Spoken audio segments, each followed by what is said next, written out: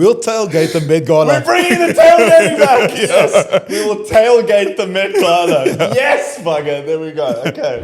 What's up, guys? Welcome back to the Game Time podcast with myself and Steven Kitshoff. Woo!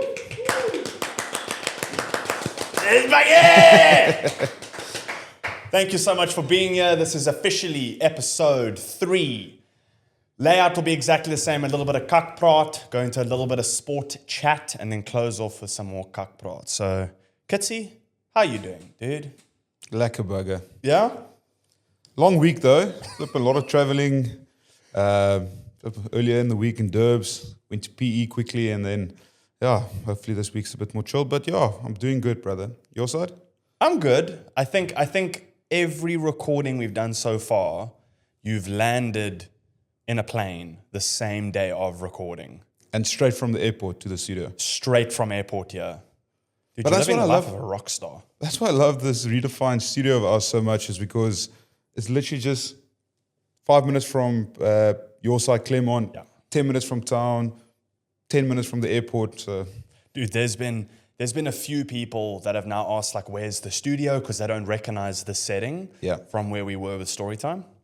So I said, no, with Redefine in Black River Park, but close to the Amazon head office. Yes. And everyone has been like, what? That area is so stunning. So the new cool. buildings going up, like the lush green, the beautiful glass features of every building in here. It's a dope place to be. It just creates like a bit of an atmosphere, like with the skyline.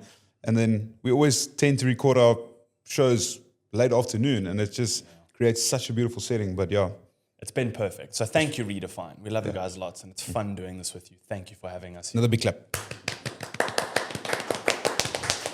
Yeah. A few things I wanted to go into. Firstly, having landed today again, you were in, I want to say, Quebec, watching the Baby Box. Baby Box versus the Baby Blacks. I must say, I'm quite excited about the youth of South African rugby and those Oaks. I was watching it, and you told me you watched a bit of it as well last night. Like, that first 20 minutes was probably the most exciting rugby I've seen in a long time. So, very excited for that team. And they've got a World Cup coming up as well. So, Riley Norton and the boys, I think they've got something special. There were 6 tries in the first 27 minutes. Yeah, I did make the comment that I think defense was optional in that game. Yes.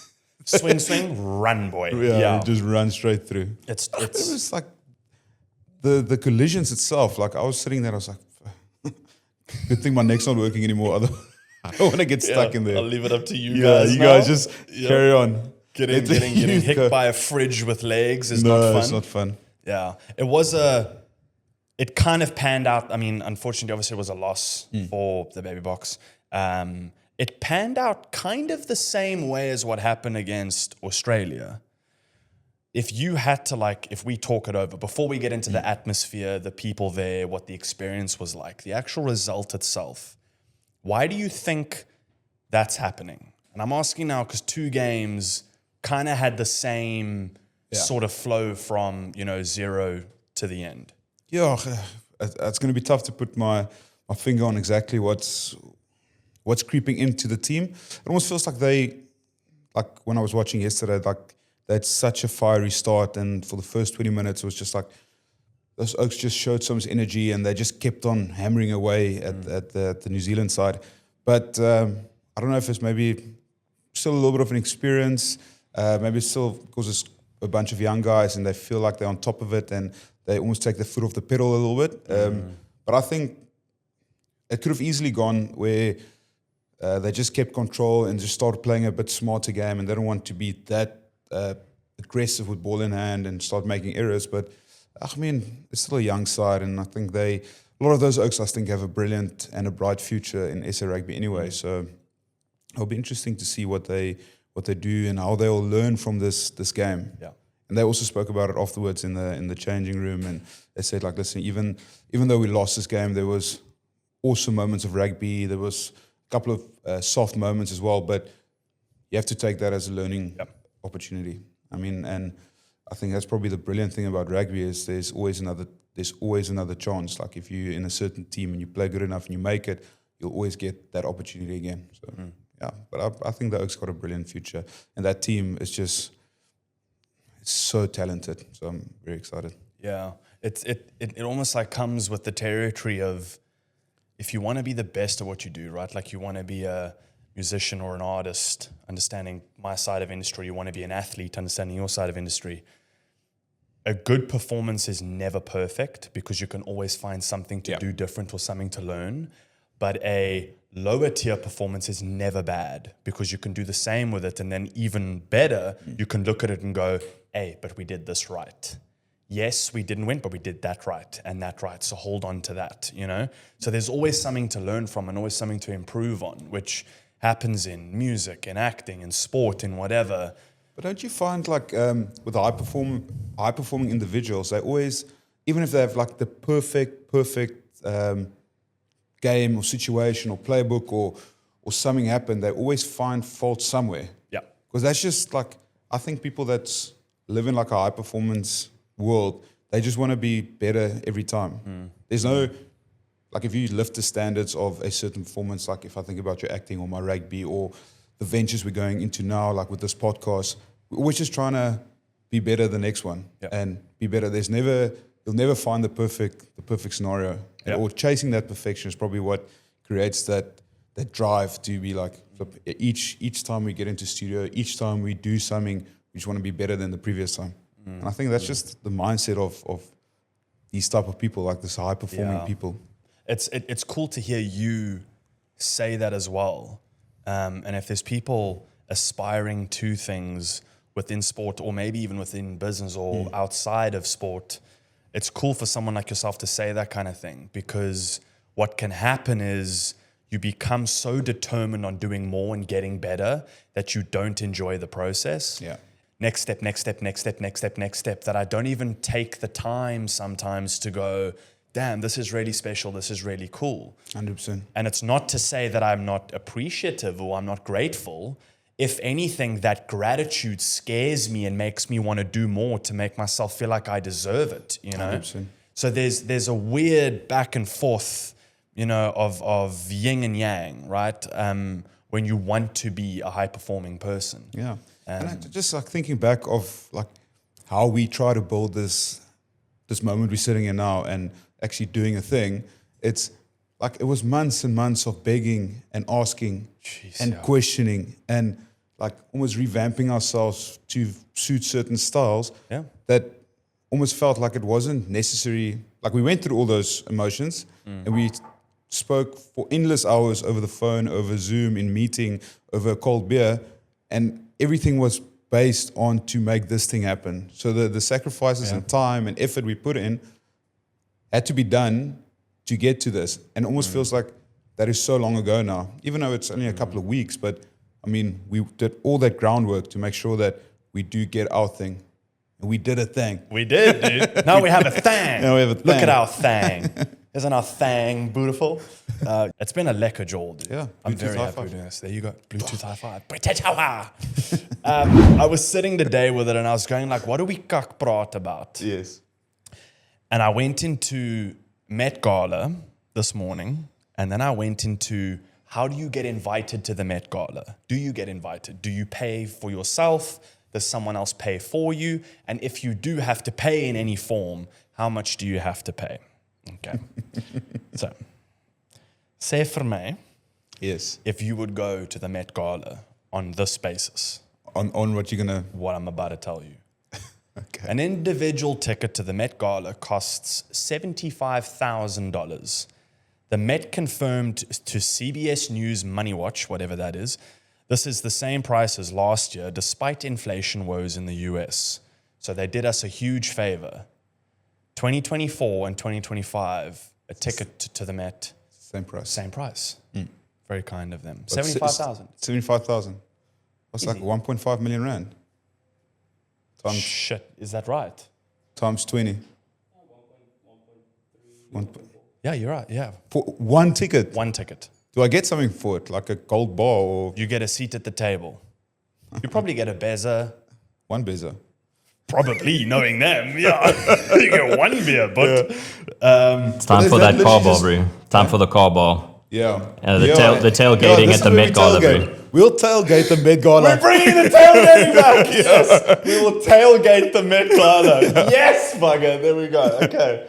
That's what we're going to do. Because I was going to ask you, at $75,000 a ticket in 2025, also, you have to get invited by Anna, is her name? Anna or Anna? She has a surname, but the Met's basically been hers from like... That's a surname. I swear she does. The first Met Gala ticket cost $1,000. And that's what, 40 years ago?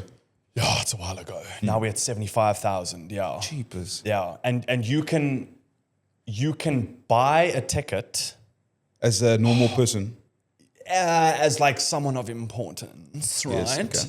And still Anna could see your face and your little request, and she can go, nah, and deny. And you bought that ticket for nothing. You get a full refund. Probably not, knowing them. No, you don't get a refund. It's shocking, dude. Then again, you did mention in our meeting this morning, if you got invited. Yeah, honestly. Just remember, I'm pulling up there with my tailgating. Eh? I'm just pulling up there, boot bar. I think if you did that, you would be surprised at how many people at that Met Gala would come and join you. So Anna Wintour is the editor-in-chief of Vogue magazine. Oh, yes. Okay. Yeah. That's who but she is. like our missuses would love that. I think just to dress up like that. I think you're right. I think also probably in saying that, if I had the money, first of all, and second of all, if I got invited by Anna and I had to get like a nice suit made and rubbing shoulders with like Will Smith and those guys, like Kim Kardashian and all the Kardashians, Yeah. The Yella family. I probably would do it once. Yes. Yes. I think that's probably where you wanted to get to in our conversation earlier when we were on the phone. Like that's where you actually wanted to get us. Yeah. That like, yes, we look at it from the outside and go, that's absolutely ridiculous. Yes. But if you went into your email now and you had an email there from Anna and she's like, how's it, Kitsy? By the way. With an invoice. Yeah, just immediately. Invoice with like a... Just hi, invoice. Yeah. Betal. Yeah. Are you sure you don't swipe when you walk in, like your black No, card? I got like a Zapper code, or like a QR thing. So you just... You can just feel your bank account draining. the further in you go to the Met Gala. But what happens if you arrive there and it's like you have to pay on the spot? What happens if you did like all the effort, you got like the most beautiful dress made, and then you swipe your card and insufficient funds? Dude, that is one of the worst feelings in the world, especially when you're in a queue. And I would imagine there's a queue at the Met Gala, and everyone's got to line up, and you've got to single file through. Because as you file through, there's You like, just photo you got to do the photos, and you got to do the straight on, the 45, the smile, the serious, and then the walk on, right? And then the camera spins around you and you do like a little twirl thing. Oh, there's the guy with the big afro. Yes. That with the comes slow-mo up to you and he's like, hey, it's going to spin. It's going to come close to your face. Don't get a fright. He says that every time, yeah. And then you got to do like a and you got to get it right, yeah. I'm saying all these things, but again, if we got invited, I'd be like, I'll see you there, dude. I'd be there, dude. What would be your go-to like outfit? Would you go classic? Would you go off the wall? No, I'll probably just do tuxedo. I like that idea. Yeah, like a full penguin suit. Like I would go probably for the first time put some wax in my hair. First time ever. First time ever. Sponsored by. Yeah. Yeah. It's like, what you wearing? No, Axe deodorant. Yeah. Old Spice. Old Spice. Yeah. That'd be gangster. Yeah, that would be me. Dude, I think it would be cool if there was someone doing that. Yeah, of course. You know, like Chris Hemsworth was apparently one of the homies at the 2025 Met Gala. If you pulled up in Axe spray in a Jeep with a car bar in the back, guarantee you, Aussie Chris is coming out and having a couple bezzers in the boot with you. Maybe like a Pharrell Williams would show up. He'd probably have a couple bezzers. Yeah. You wouldn't see the Kardashians, not a chance. Sydney Sweeney probably pull up. Yeah. She builds cars and shit, so she's probably down for a cold one. Lewis Hamilton was there. He'd probably have a cold one with you. I don't know. I don't think so. No. Halle Berry, Yeah. she'd have a cold one. Yeah. Surely. Hailey Bieber, she'd have a cold one. Yeah. She deserves a cold one right now. That poor family's being put through the most. She'd probably chill with us. Simone Biles, she could backflip her way to that Jeep and have a cold one with us. There we go. Dude, there's a solid list of people on here. Like, a lot of them I don't know. Again, I apologize. Cardi B, Sabrina Carpenter. These are probably not people that drink beer. Now that Miley Cyrus. She'll have a beer. She'll have a cold one with us. Yeah. Do you reckon it's more of like a glitz and glamour fashion, like bragging about the dress you're wearing plus the Axe body spray that you got sponsored? Yeah. But it's like, for us, it probably doesn't even make sense. Like our very good friend George, he had a fashion show in Cape Town, like with the Cape Town Fashion Show, and I hope I'm not getting the name wrong, but I mean, it was quite special, like seeing our friend design such cool dresses and put the things out there for the people to see and the world to see.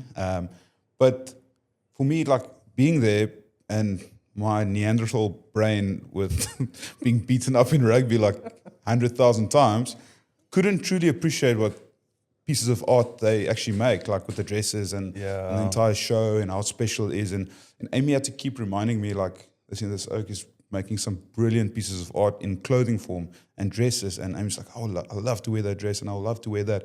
And I think I can see myself in the next wedding with that dress on. And I was just sitting there, I was like, with a couple of chinos on and boots, and I was like, there we go. I would try to appreciate it, and probably it'll take another couple of shows for me to truly appreciate it. But I just don't get it, to be honest. Yeah. It is a tough one to get. Like I understand the fashion side. I understand giving people the acclaim that they deserve for being talented at what they do. I think that's awesome. I also think there's kind of like a line in the sand, you know, where it starts becoming, at the end of the day, it is a show. Yeah. It is a like, look at me, I've made it to this level. I have, you know, I've arrived, I'm here, I get to be here. And I get that. That's why I say, if the invite ever came either of our ways, I'd be like, dude, go, you know, just for the experience of the whole thing, phenomenal. But I can understand that it is quite a tough thing for people to wrap their heads around. Like you say, either as a appreciation thing for fashion and for the event itself, for the history of the event. And then on the other side, you're also like, why must we pay attention to a handful of people wearing hundreds of thousands of rands, paying, you know, $75,000 to go sit at a dinner? You know, why must I watch that? You know? So I can understand both sides of that coin. If I got invited, aces, I'll see you. If I didn't, I'm like, cool, you know. Enjoy Andre it. 3000 weighing a piano. I'm like, gangster, dude. I don't have the balls to do that, so hats off, dude, you know. So yeah, I think it's an event that's very easy to comment on and to judge, because very few people are walking in those shoes. But that's also what makes it fun. You know, like I like going online and people are like, did you see what this person wore and this person wore? You know, and I don't know fashion to save my life. And I'm sitting here in a flannel, you know, like I shouldn't judge, you know, and you get to see all these dope outfits and stuff. And you're like, what the hell is this and that? And it's off the wall. And so I just think it's always just a dope topic of conversation. So Anna, if you ever want us at the Met Gala with our car bar and our cold beers, we'll bring a lot of gears. Yeah. We'll pre-game hard as well. Yeah. We'll invite you to the pre-game. It will be some hole-in-the-wall bar. A different kind of event. The British and Irish Lions for 2025 were picked to play against Australia. Yes, you're this year. So I try to watch through the whole announcement, but it's a long announcement of them mentioning. It's like the Met Gala. It's almost like the Met Gala, dude. No, but the British Irish Lions have been around for a lot of years. Yeah. And they get together every 4 years and they travel either to South Africa, New Zealand, or Australia. And it's probably one of the most prestigious awards you can get as a European rugby player. Like if you play any international game and your biggest goal is always to be in that that group of 50 players that makes it into the British Irish Lions group, and then you tour. You play midweek games like when they were here during COVID.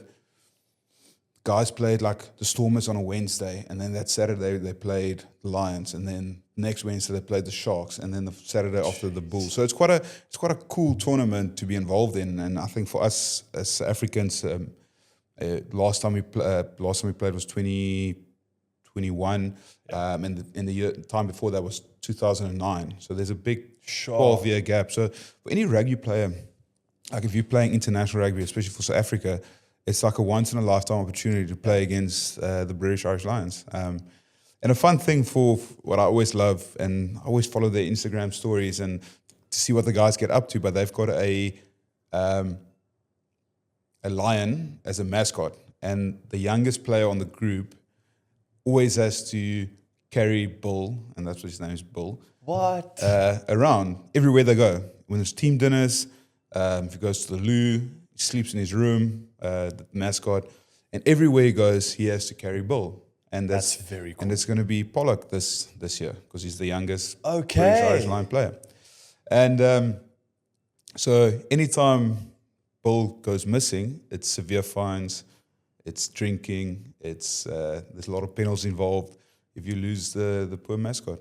That's quite just a fun fact about the Lions. Dude, that's a great fact. I'm sure other players are going like, let's try get him to lose that lion. Yeah. 100%. Yeah. Because Bull would be sitting on the table here next to me, and say I was Henry Pollock, and I had to look after Bull. If Bull was sitting here and I was like trying to grab a coffee, and he's gone, what then? He's gone. He's gone. And then Oaks, so he was always like, have the little poor so fuss. I'm so fuss, yeah. Yeah, just put straps on him and wear him like a backpack. Yeah, I agree. Yeah, there you go. Or strap his tail to your leg or something and just pull him around. There we go. Yeah, the whole ball and chain, dude. Yeah. No, I dig that a lot. I think it started, I stand corrected, but at the podium where they were giving the announcement of each player that was being called up, it said 1888. Oh, that could be, yeah. Yeah, so I think that was potentially the first. But it does raise the question for me of like, why don't we ever get a Southern Hemisphere Lions that then gets to tour Europe? Yeah, but poor Europe. I know. Exactly my point. So I went into ChatGPT. So you asked AI. I asked AI to give me a Southern Hemisphere Lions team based off statistically what ChatGPT thought the best 15 in the Southern Hemisphere would be. So we're just to give everyone, like you say, like full disclosure, we haven't gone through this together yet. No, I haven't even gone through it. Okay. Yeah. So it's the first time we're also seeing this team. Yes. And it's not our opinion, it's all AI. So this will be the Game Time Southern Hemisphere Lions team, 2025. We call up first at loosehead prop, Ethan de Groot from New Zealand and the Highlanders. Congratulations, ChatGPT has called you up to play for the Southern Hemisphere Lions team. Number 2 at hooker, we have Malcolm Marks from South Africa. Welcome, Maggie. You've been called up. Number 3 tight head prop, France Moherbe. Hey, guys in. Number 4, understandably, Yubanet Sabeh. Here we go. Yay! Number 5, bringing a Kiwi in again, Scott Barrett at lock. Congratulations, Scotty. Blindside flanker. Who you ready this to be? Sia Kulisi. Oh, good call. We're going to debate on that one because it went with Peter Stefter. So that's 6 flanker. Huh? 6, number 6. That is number 6. Yeah, okay. Number 7, open side flanker. All the way from Australia, Fraser McReet. Yeah, well done, Fraser. Hope I said that correctly. At number 8, from New Zealand, Adi Safar. Did I say that correctly? Adi Savia. Adi Safar. Sorry, I said it. I apologize. Number 9, scrum half. Grant Williams. Fuff the clack. Oh, Fuffy. Yay, Puffy's in. Fly half, another New Zealand. Bowden Barrett. No, Dan, that's a good guess. We're going to discuss that one as well now. Richie Mwanga. Did I say that right this time? Yeah, but Yeah, well done, Richie. Left wing. Jason Colby. Yeah, Chizzy. Jason Colby. Inside center. Damien the Allender. That should have been that. It should have been that. There's so many on here. Another New Zealander. Geordie Barrett. Geordie Barrett. Geordie Barrett. Bugger. Well done, brother. I hope I'm going to say this name correctly. Outside center from Australia and plays for the Brumbies. Have a full go. Len Ikitau. Yeah, that's correct. Is that correct? Well done, Len. Yende bugger. Right wing and fullback. Do you have right wing? I've got right wing. Okay, you give right wing, I'm going to give fullback. Okay, right wing, hailing from New Zealand, playing for the Blues. Mark Talea. Well done, Talea. That's on there. Back. At fullback from New Zealand. Probably Barrett. Will Jordan. Yeah, well, Jordan. Well done. Well done, guys. That is statistically, according to ChatGPT, according to AI, your Southern Hemisphere 15. 15 for the Lions. That's terrifying. That is terrifying. It's a good team, though. Well, there was a couple we made mention of here now as well that I'm Yeah. like, why don't we make it in? Part of the bomb squad. Actually, let's do it. Who would be your bomb squad? My bomb squad would be Ox, Okay. Bongi. I'll get in there just for some physicality. There we go. Tight head will probably be Lomax. I'll have Franco Moster in there. We need 8, no? Yeah. 8. Yeah, 7. Well, 7 and 1. Yeah. It's got 8. Yeah. So I'll have Jasper Visser. Oh. And then I'll have Sia. Yeah. And then I need a scrum off. I'll have Grant Williams Aces. and Andre Pollard. Oh, perfect. Oh, we need one more. Was that 8?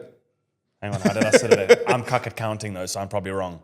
It's tough, but there's actually so many other good players that There's so many. to leave out. But I mean, it's tough.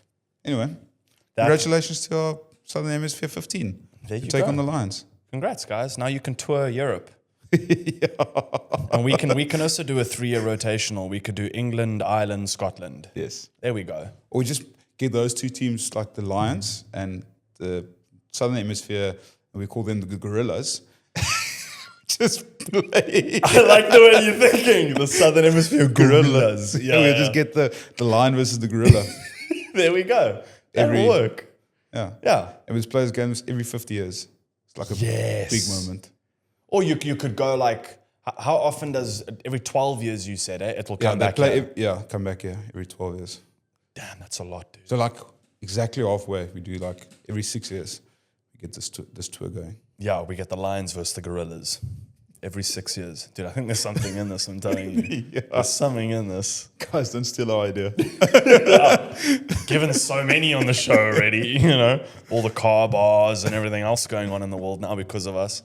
I think that would be cool, dude. I'd love to see a Northern Hemisphere like versus Southern Hemisphere. I can't think of any other sport that really does that, where they go hemispherally. There's always like a north versus south or like a east versus west coast kind of thing, but they never really do the entire hemisphere. And I also wonder if the Lions at some point would start considering Argentina as potentially another year of the Lions tour. It'd be interesting to see. Yeah, it'd be interesting to actually have that debate, because like at what point does the format of such a prestigious thing change? Yeah. You know, change is always good, because then our kids will go, oh, it started in 2026 when Uncle Josh and Dad Kitsy had a conversation on their show.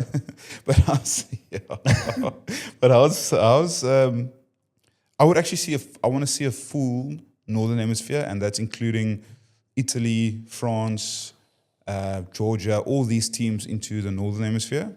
Because at the moment it's just all the British colonies and Yes. and an island. That creates the British Irish Lines. But then the southern one should be Argentina, South Africa, All Blacks, Australia, or maybe keep Australia out. I'm joking. Well, are we joking? No, But yeah, we need y'all. Where would Fiji, and they Tonga, all Southern Hemisphere. all southern? Also, They all southern as well. yeah, Please. We get all the Maori countries, all of them. but we can set up Gorillas team 1, 2, 3, 4, and 5. Like, let's go, boys. That would be phenomenal. Imagine the weight Have you of ever that scrum. Yeah. Have you ever seen? Have you ever seen those like cage fighting matches? 100 men versus 100 men.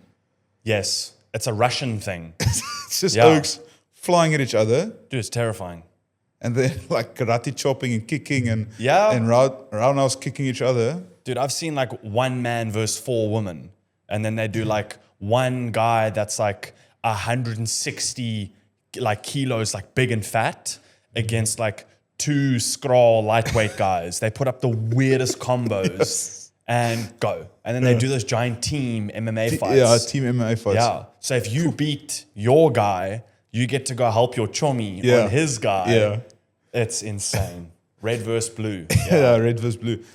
But how does it work? Like if you get knocked out cold, like 2 medics just run in and pull you out of the battle zone. I hope so. Because if you wake up again, you're just another body. Catch heat a second time, dude. 2 knockouts in one Oh fight. goodness. That's what like the UFC used to be. Not that it's not that anymore. I mean, it's a combination of every martial art that you could think of. But back in the day, like way back in the dizzle, they would have like a karate sensei against a wrestler. jiu-jitsu or wrestler. Like that's what it was. Your profession against mine. Then the homies started going, wait a second. They would just do everything. Why don't I just learn all of it? Yeah. And now we have what we have now, which is pretty dope. Like, Like I can remember like some of those clips from prehistoric UFC days. Like you would get a wrestler in shoes fighting a guy with a G, or like what do you call that thing? With a gi.